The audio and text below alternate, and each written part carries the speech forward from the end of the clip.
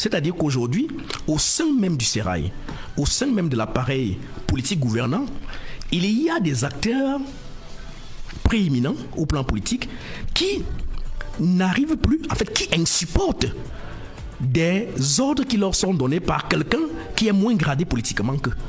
C'est-à-dire que si vous prenez le cas, moi je suis dans l'analyse, si vous prenez le cas du ministre d'État SGPR, qui conduit par exemple les concertations stratégiques aujourd'hui pour la candidature du président Paul Biya, n'est-ce pas? Il y en a des membres du gouvernement, et je ne vais pas les citer ici, mais tout le monde, en fait, ceux qui ont un peu le nez partout, connaissent ces gens-là, qui ont même déjà été reçus, certains qui ont même parlé à RFI, qui disent sous cap, très clairement, qu'il le fait en qualité de quoi et de qui?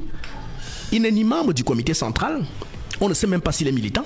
De temps en temps, on le voit arborer un chapeau, de temps en temps une écharpe. Mais est-ce que c'est cela qui confère une certaine stature politique pour être gradé politiquement et leur parler du point de vue militant pour leur donner des consignes? Donc, ça leur insupporte, n'est-ce pas? Et ils commencent donc à s'agiter, à s'interroger et en arrivent même à commencer à se poser un certain nombre de questionnements quant à leur avenir politique. Et surtout que cela arrive à un moment où il y a justement des alliances qui leur ont permis d'asseoir ce système, qui sont en train de s'effriter. Voyez-vous, c'est pour cela que je pense, et je suis d'accord avec Hilaire, qu'il y a une frilosité politique qui fait qu'aujourd'hui, si elle persiste, on risque d'avoir d'autres démissions en cascade, mais également non seulement des démissions en cascade, mais également un effritement institutionnel qui risque de continuer à la suite de ces postures différentes qu'on vient d'avoir entre ces deux membres du gouvernement. C'est-à-dire que l'un, effectivement, qui, comme l'a si bien expliqué Hilaire, qui s'exprime au nom de l'État, au nom du gouvernement, et l'autre qui arrive presque en cascade, en sapeur-pompier, pour dire non, voici ce que dit le parti. Mais je vous ai rappelé dans mon prologue tout à l'heure qu'au fort des itinéraires des deux, il est plus clair que si moi, il m'était donné de me prononcer de façon sentencieuse sur quelle posture je devrais m'accrocher pour fonder mon analyse en perspective à une éventuelle candidature du président, je m'appuierais sans hésiter sur la posture du ministre Sadi, qui lui a une trajectoire plus, je dirais, plus épaisse avec le président de la République que d'autres dont on connaît qui sont contestés dans leur propre région d'origine aujourd'hui, c'est clair. Surtout que le président Paul Biya lui-même n'a pas tranché, je serai candidat. Il a dit, vous le saurez le moment venu, si je rentre au village ou si je me représente. D'État parti au Cameroun qui ne dit pas son nom, où toutes les grandes lignes sont définies par le RDPC, tous les grands postes stratégiques sont occupés par le RDPC, du moins sur le parti État. Elias Dipan le disait hier ici que aller à l'élection contre le président Biya, c'est aller à une élection contre toute l'administration camerounaise, ou presque, du moins tous les tenants. C'est contre l'administration territoriale, préfet sous-préfet du RDPC, c'est contre l'administration à tous les niveaux, tous les étages de la société. Donc c'est un peu ça. Ce qui s'est passé hier entre le porte-parole du parti au pouvoir et le porte-parole du gouvernement, c'est là la question, et ce n'est pas la première fois. Le professeur Jean Famdongo a à des moments fait des sorties qui était carrément, qui brouillait la frontière entre ses prérogatives de porte-parole du parti et de ceux de l'homme d'État. N'oublions pas que Jean Famdongo est un homme qui pèse assez lourd. Il n'est pas que ministre, membre du gouvernement, il est membre du bureau politique du RDPC, il est ministre d'État. Et à ce niveau-là, il faut être assez outillé sur des questions administratives et politiques pour comprendre exactement à quelle ligne se situe-t-il dans une sortie publique. Est-ce qu'il parle en tant que cadre supérieur du parti au pouvoir? Est-ce qu'il parle en homme d'État? Là est toute la question. Donc, cette posture de Famdongo peut donc brouiller les cartes. Vous avez donc de l'autre côté René Magin Sadi, qui lui est resté purement dans la continuité administrative et dans ce qu'il sait bien faire le plus, justement, gérer sa carrière de haut fonctionnaire qu'il est. La sortie hier sur RFI du ministre Sadi était celle du porte-parole du gouvernement, nuancée, qui, même si subtilement, c'était ce que Famdongo a dit, c'est-à-dire qu'en fait, rien de nouveau ne va se passer, mais avec des subtilités, parce que en tant que ministre de la République, il n'est pas allé dans cette ligne de franchise politique toute absolue en disant Biya ou rien. Non, il a nuancé en tant que membre du gouvernement, donc d'un système d'arbitrage républicain. Donc il s'est positionné en homme de la République, en homme d'État. Donc voilà, c'est son positionnement en homme d'État. Pour dire, le moment venu, lorsqu'il y aura des joutes politiques, les états-majors vont entrer en scène. Sauf que là, on aurait pu laisser passer une semaine, mais non, rapidement, rattrapé par l'état-major du parti au pouvoir, dont il est l'un des grands cadres depuis toujours, lui qui était un cadre de l'UNC et du RDPC, rapidement, le même jour. Le problème ici n'est pas la sortie du ministre Famdongo. Le ministre Famdongo aurait fait une sortie 3-4 jours après, que ça aurait eu moins d'intensité. En fait, ça aurait été une communication purement centrée sur l'homme Biya, candidat naturel du RDPC, puisque même le ministre l'a dit. Si je vous invite à écouter l'intégralité, parce que ce n'est qu'un bout qu'on a eu sur RFI. Sur le site internet, il y a l'interview, elle est plus longue, elle est intégrale. Les deux ont dit la même chose, mais sauf que la résonance du bout de René Sadi a mené à inviter à la spéculation. Biya sera candidat ou pas. Pourquoi je le dis? Parce que j'ai un raisonnement de fond sur la question. Le raisonnement de fond n'est pas sur les mots qui ont été utilisés par le ministre Famdongo. Non, c'est pas ça. Le raisonnement de fond, c'est parfois le feu, d'où est parti le feu? Eh bien, n'oubliez pas que quelqu'un a dit quelque chose et on ne lui a jamais répondu. Dans ce pays où le ministre Famdongo et son collègue du gouvernement, Sébastien Grégoire, sont prompts à réagir. Le ministre Chiroma, lorsqu'il sort du gouvernement, il dit que cette élection présidentielle pourrait se tenir pour la première fois sans le président en exercice. Aucune réponse n'est venue du côté du parti au pouvoir. Personne ne lui a répondu. Et quand le ministre Sadi vient dire à 50%, on dit attends, ça fait un peu trop là quand même. Il faut rassurer le lectorat, il faut rassurer nos partisans parce que ce que l'allié dit. Mais le professeur Jacques Famdongo avait déjà fait une sortie, notamment dans les colonnes de Cameroun Tribune, à la suite, bien sûr, de la déclaration du ministre Chiroma. Et dans la ligne dure du RDPC, le candidat du RDPC, Paul Biya, c'est ce que Sadi a dit également dans la suite de l'interview sur le quota d'intégralité. Il faut donc rassurer la base militante, il faut rassurer la société, il faut rassurer les partenaires du Cameroun. Le RDPC est droit debout avec son candidat naturel, le président Biya. Docteur David Eboutou, Cyril, lui, c'est un expert de la communication. C'est en cette qualité, notamment, qu'il répondait à cette question. Vous, en tant qu'analyste politique, comment interprétez-vous cette prise de parole contradictoire entre deux ministres, quand même, de premier plan du président Biya? J'ai suivi le biais de Cyril en entrant ici. Je dois avouer que c'est un très bon lecteur politique. Merci. La réalité, c'est que cela trahit une certaine confusion, une certaine frilosité qui habite aujourd'hui les gouvernants de notre pays, les gouvernants RDPC, qui sont dans la confusion du fait du grand silence de l'hégémon, le président de la République, qui n'a rien dit jusqu'alors. Et effectivement, ceux qui parlent de spéculation peuvent avoir raison en ceci que le président s'est terré dans un silence.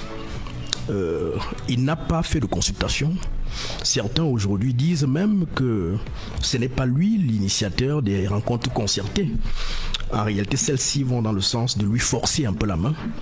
Parce que n'oublions pas, le RDPC, c'est ma conviction, n'existe que parce que Paul Biya est là. C'est un parti qui volera en éclat quand le président ne sera plus là. Le président est donc la caution garantie de ceux qui parlent au nom du RDPC aujourd'hui, de ceux qui continuent de vivre et d'être à la tête de cet strapontin, simplement parce que le président de la République, président national du RDPC, est là.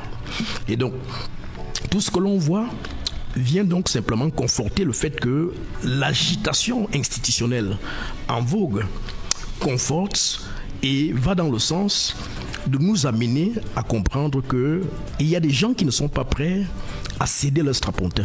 Il y a des gens qui ne sont pas prêts à vivre en dehors des avantages immenses que leur offre la République, du fait justement d'avoir été portés à certaines fonctions stratégiques par le président de la République patron du RDPC. Et c'est ce qui explique donc cette sortie aujourd'hui où on voit l'un qui s'est affirmé depuis longtemps comme une créature d'un individu, le professeur Jacques Famdongo, et de l'autre côté, quelqu'un que l'on connaît plus pondéré, plus modéré, c'est un véritable homme d'État, le ministre Sadi. Et j'ai pu même vous dire qu'à la lumière des différentes trajectoires des deux personnalités, Sadi ou Famdongo, j'ai pu vous dire que la sortie du ministre Sadi est davantage plus, de mon point de vue, plus sage, plus mature, plus cohérente et affirme sa stature d'homme d'État. En ceci que, au-delà des conjectures sur lesquelles on peut se livrer dans l'analyse politique que nous faisons de la candidature ou non du président, bien que l'on sait qu'il sera candidat, il y a qu'il faut quand même émettre quelques réserves. N'oublions pas, au-delà du fait qu'on a voulu nous présenter pendant longtemps, on a voulu construire un mythe de super-homme autour du président de la République, il n'est resté qu'un homme aujourd'hui. Et le président de la République aujourd'hui ne jouit plus de la même vitalité qu'autrefois. Regardez simplement l'état d'incurie généralisé de notre pays aujourd'hui. Regardez ce que ce pays était il y a 20 ans, 25 ans. Regardez les décisions que le président prenait il y a 15 ans, 20 ans, quand il avait la main mise sur la marche de la République. Est-ce qu'on peut vraiment dire que le fonctionnement de l'État aujourd'hui, lorsqu'on voit toutes ces batailles institutionnelles, lorsqu'on voit les décisions qui sont prises, lorsqu'on voit les dysfonctionnements institutionnels que les uns et les autres nous rappellent au quotidien, est-ce qu'on peut vraiment penser qu'il y a une mainmise du président qui nous a habitués à une certaine orthodoxie, qu'il est toujours là? Que non. Donc, ceci veut dire quoi? Ceci veut dire que, bien qu'on soit enthousiasmé, en fait, ceux qui sont dans ces partis-là, malgré leur enthousiasme à rêver, à fantasmer sur une candidature du président qui y arrivera certainement, il faut avoir quelques réserves. Parce que nous parlons là d'un homme qui a 93 ans. Je dis bien 93 ans, donc près d'un siècle d'âge. Et donc, le ministre Sadi, qui a, en fait, en comparaison avec son homologue, le ministre Famdongo, qui a le meilleur itinéraire, qui davantage le rapproche de la confiance du président, peut aujourd'hui porter un argumentaire qui pour nous semble mieux crédible sur la scène publique pour nous inviter à une certaine retenue, pas à un enthousiasme qui peut surprendre et qui peut nous conduire dans des dédales qui font qu'on peut sortir d'ici et on voit un breaking news. Parce que nous restons tous des humains. Donc, je ne voudrais pas en dire plus dans ce sens-là, mais je crois effectivement que ceux qui ont compris et qui font un peu de sémiotique autour des discours des acteurs politiques prééminents ont bien compris que la sortie du ministre Sadi était davantage mesurée. Parce que connaissant un peu comment l'État se structure, connaissant un peu l'Ombia et connaissant un peu celui qui est à la tête de l'État aujourd'hui, qui, qu'on le veuille ou pas, n'est plus en capacité d'avoir la main mise sur toutes les manettes autour de la gestion de l'État aujourd'hui. Et d'ailleurs, vous connaissez, vous avez suivi les confidences des uns et des autres, ceux qui vont démissionner dans les jours à venir, ceux qui ont démissionné, leurs collaborateurs, qui vous disent très clairement que l'une des frustrations qui amène les uns et les autres à se mettre à l'écart et à partir aujourd'hui, c'est du fait qu'ils ont l'impression que leur alliance avec l'Ombia, président national du RDPC, est devenue factice. C'est-à-dire qu'aujourd'hui, ils reçoivent des instructions, il y a comme une collaboration par procuration. Hein? Et ça ne passe pas pour ça ne passe pas parce que le président Biya leur a habitué à un certain modus operandi qui fait qu'ils connaissent un peu ses us, ils connaissent un peu la manière avec laquelle l'homme fonctionne. Mais aujourd'hui, ce n'est plus cela et ils s'en trouvent donc frustrés et se mettent à l'écart parce que ayant mobilisé quelques ressources, quelques sources pour essayer d'amener ces derniers, donc le président de la République, à leur répondre. La réponse n'est pas venue. Aujourd'hui, ils n'ont eu de réponse que voilà, de réaction que de se mettre de côté. Ils ont décidé de partir. Et je sors en 30 secondes. Oui. Moi, j'ai causé avec le ministre d'État Bello Bouba il y a quelques jours, que j'ai rencontré fortuitement. D'abord, il n'avait pas ses gardes du corps. Ceux qui connaissent le ministre d'État Bello Bouba, il a généralement 2 gardes du corps. Il n'avait pas de garde du corps, il marchait seul. Et j'ai bien remarqué qu'il a fait garer tous ses véhicules de fonction. Il a fait garer tous ses véhicules de fonction. Vous pouvez aller vérifier au ministre du Tourisme et des Loisirs. Jusqu'au sous-sol, donc ceux qui connaissent un peu la structure, jusqu'au sous-sol, il y a son véhicule de fonction principal et les autres sont garés à l'avant-cour. N'est-ce pas? Il marche aujourd'hui seul et il y a comme un calme qui ne dit pas son nom dans ces départements ministériels-là. Et plus loin, on vous dira que ces gars du coin ont même d'ailleurs été affectés. Donc, c'est des signaux, n'est-ce pas, qui confortent en réalité ce que lui-même a dit. Le contenu d'une lettre que l'on peut imaginer en réalité la profondeur, en fait le contenu, le contenant, mais par respect de l'institutionnel prééminente qui lui a fait confiance à cette fonction-là, il préfère que c'est lui qui en dévoile le contenu. Ce cafouillage vous arrange-t-il? Non, on ne peut pas dire ça. Pour la gouverne de notre pays, on ne peut pas accepter qu'un pouvoir, du moins l'exécutif, se décompose de la manière telle que nous l'observons là aujourd'hui. C'est tout à fait regrettable parce que, au-delà du fait qu'on va convoquer le corps électoral sous peu de temps, il n'en demeure pas moins que l'État doit continuer à fonctionner. Et le ministère de la Communication, comme celui de l'enseignement supérieur, ont besoin d'avoir des responsables suffisamment dignes pour animer ce département ministériel.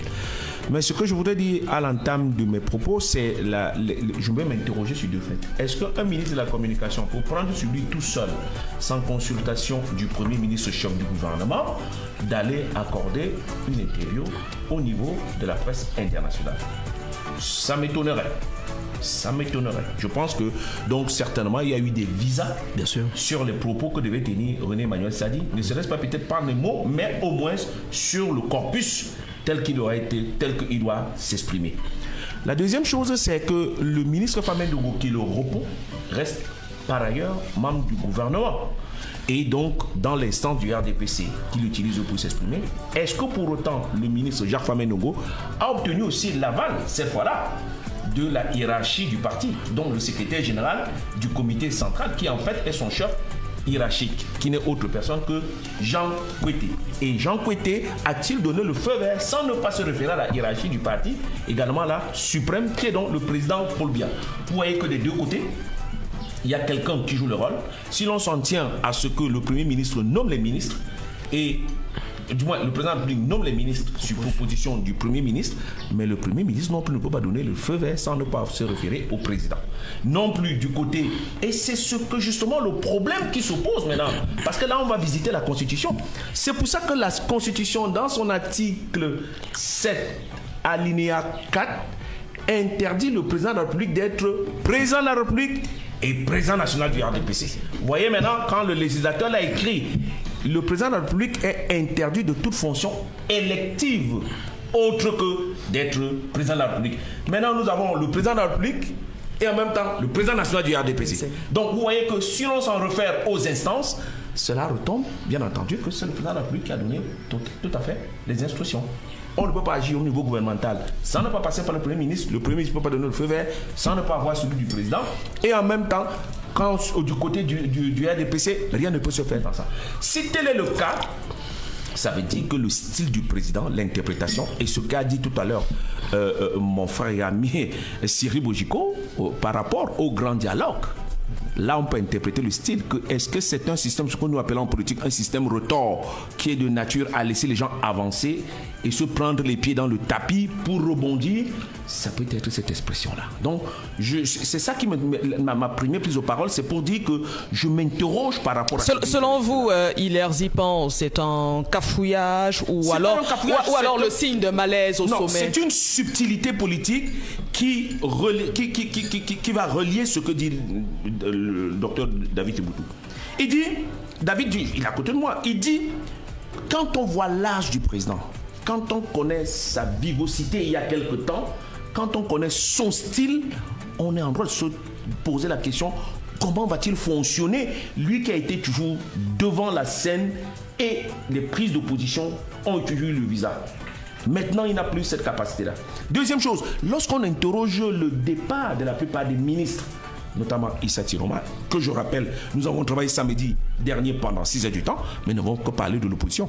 On a parlé de la manière, la décrépitude à l'intérieur du gouvernement. Parce que quand il dit, ça fait 7 ans, on n'a pas eu de conseil des ministres, ça interroge. Quand on dit on cherche à voir le président, on n'arrive pas à l'obtenir, ça interroge. Lorsqu'on vous donne des ordres, ça vient par délégation, ça interroge. Et je pense que c'est cette ambiance-là qui montre qu'ils ont dit bon, il vaut mieux qu'on aille. Parce qu'à cette allure-là, on ne sait pas trop bien ce qui peut se passer. On peut venir vous dire un matin que le président a demandé de faire ceci et personne ne demande où c'est. Et autre chose que je vais ajouter, c'est que si l'on trouve qu'il y a une cacophonie, venant cette fois-là de l'arbitrage du président de la République par délégation du pouvoir aux rencontres de Yaoundé, donc Dr Boutou soulevait tout à l'heure, il n'en demeure pas moins qu'on va s'interroger sur le timing. Le Sud a été déjà reçu. Ça veut dire que certainement le professeur Charles Ndongo, qui conduisait la décision du Sud, a déjà eu à peu près l'idée de ce que le président se fait par délégation du signature auprès du SGPR vis-à-vis des élites. Mais seulement le centre n'a pas encore été reçu. Donc on peut se poser la question pourquoi le ministre, cette fois-là, et là je m'interroge, sans avoir été déjà en consultation, a préféré l'accord de RFI. Ça aussi, on peut s'interroger. Parce qu'en politique, l'homme politique fait la communication. Le journaliste fait l'information. Donc, vous pouvez me solliciter et je dis, au regard, en l'état actuel des choses, je ne veux pas m'exprimer. Ça ne veut pas dire que je ne veux pas parler, mais c'est que j'attends des éléments qui me permettent de pouvoir compléter ce que je vais dire. Et donc, je pense que là, sur ce point-là, ça veut dire peut-être que le ministre a dû dire les informations qui semblaient devenir du palais. Et là, David le dit très clairement qu'on n'est pas sûr qu'il y avait cette délégation de pouvoir à faire cette consultation était à 100% reconnue. Maintenant, l'autre question qu'on se pose, c'est que pour pouvoir mettre de l'eau dans le moulin dans cette démarche-là, on a aujourd'hui complètement le secrétaire général du comité central qui recommence lui aussi des consultations. Donc il y a là, c'est une cacophonie qui montre que, est-ce que le président, comme on dit souvent dans le jargon cycliste, il cherche la bonne position pour accélérer. Je pense qu'ils sont en train de se chercher. Ils se cherchent là dans la meilleure méthode. Parce que la démission du Septentrion, ça les interroge. Et je pense, pour terminer, pour sortir par là, pour dire que sur les bases communautaires, tel qu'a toujours fonctionné le président, cette fois-là, ça coince un peu. Sur les bases communautaires, ça coince. Mais docteur Eboutou, là, on convoque l'historien que vous êtes. Est-ce que c'est surprenant? Parce que Hilaire l'a dit tout à l'heure, à la suite du ministre Tiroma, le chef de l'État ne nous rencontre pas. Est-ce que c'est surprenant dans la mesure où même un président français l'avait déclaré, il n'arrivait pas à voir le président Paul Biya au téléphone, c'est le président Paul Biya qui appelle, parce qu'on n'appelle pas le président Paul Biya, c'est lui qui appelle plutôt. Est-ce selon vous, une erreur de communication en parlant justement des différentes sorties des ministres camerounais ou alors un signal volontaire de brouiller les pistes? Non, pas la suite de Hilaire. Je crois qu'on est davantage dans la frilosité. Une frilosité politique qui trahit le fait que pendant longtemps, le président était une caution garantie, n'est-ce pas? On pouvait lire ses actions de façon automatique. Parce que il y avait des garanties à la fois institutionnelles, il y avait des garanties politiques et des garanties sociales, communautaires, qui faisaient que automatiquement, sans se lancer dans une lecture arithmétique, on pouvait se dire, oui, le président, même en dormant, serait non seulement candidat, mais il gagnerait au lendemain. Le contexte est un peu différent aujourd'hui. Qu'on ne néglige pas, et j'en ris quand je vois ceux qui balaient d'un revers de la main les annonces des candidatures et les démissions des ministres Tiroma et Bello Bouba Maïgari. C'est des piliers du régime venant d'un certain espace communautaire qui ont accompagné le président à asseoir son système. N'oublions pas que Bello Bouba fait quand même partie des personnalités politiques qui ont sauvé ce régime dans les années 90. Je ne crois pas que si Bello Bouba avait pris une autre posture politique dans ces années-là, le régime aurait survécu. Donc, le président est parfaitement au courant de cette donnée-là.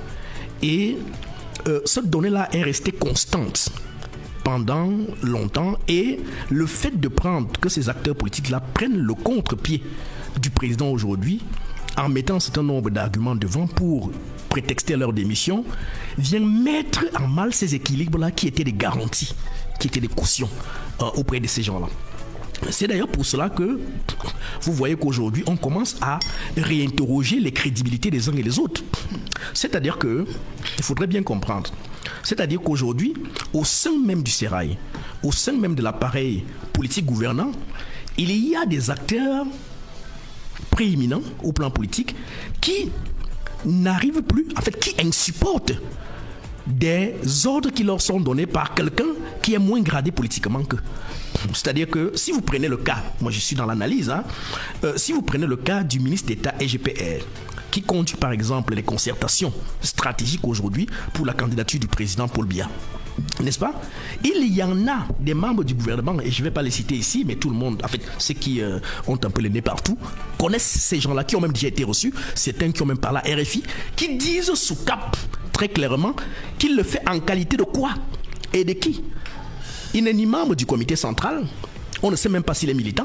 De temps en temps, on le voit arborer un chapeau, de temps en temps une écharpe. Mais est-ce que c'est cela qui confère une certaine stature politique pour être gradé politiquement et leur parler du point de vue militant pour leur donner des consignes? Donc, ça leur insupporte, n'est-ce pas? Et ils commencent donc à s'agiter, à s'interroger et en arrivent même à commencer à se poser un certain nombre de questionnements quant à leur avenir politique. Et surtout que cela arrive à un moment où il y a justement des alliances qui leur ont permis d'asseoir ce système qui sont en train de s'effriter. Voyez-vous, c'est pour cela que je pense, et je suis d'accord avec Hilaire, qu'il y a une frilosité politique qui fait qu'aujourd'hui, si elle persiste, on risque d'avoir d'autres démissions en cascade, mais également non seulement des démissions en cascade, mais également un effritement institutionnel qui risque de continuer à la suite de ces postures différentes qu'on vient d'avoir entre ces deux membres du gouvernement. C'est-à-dire que l'un, effectivement, qui, comme l'a si bien expliqué Hilaire, qui s'exprime au nom de l'État, au nom du gouvernement, et l'autre qui arrive presque en cascade, en sapeur-pompier, pour dire non, voici ce que dit le parti. Mais je vous ai rappelé dans mon prologue tout à l'heure que fort des itinéraires des deux, il est plus clair que si moi, il m'était donné de me prononcer de façon sentencieuse sur quelle posture je devrais m'accrocher pour fonder mon analyse en perspective à une éventuelle candidature du président, je m'appuierais sans hésiter sur la posture du ministre Sadi, qui lui a une trajectoire plus, je dirais, plus épaisse avec le président de la République que d'autres dont on connaît qui sont contestés dans leur propre région d'origine aujourd'hui, c'est clair. Surtout que le président Paul Biya lui-même n'a pas tranché, je serai candidat. Il a dit, vous le saurez le moment venu, si je rentre au village ou si je me représente.